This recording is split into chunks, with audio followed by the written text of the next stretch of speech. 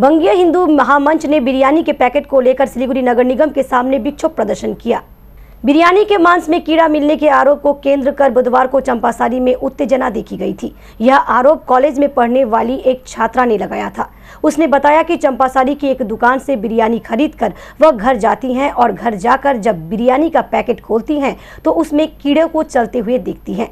इसके बाद गुरुवार को सिलीगुड़ी में जहां तहां खुले बिरयानी की दुकानों को बंद करने की मांग पर सिलीगुड़ी नगर निगम के सामने बंगीय हिंदू महामंच की ओर से विक्षोभ प्रदर्शन किया गया। संगठन के उपाध्यक्ष देवजीत दास ने बताया कि सिलीगुड़ी के खाद्य सुरक्षा को सुनिश्चित करने के लिए नगर निगम को ही कदम उठाना होगा।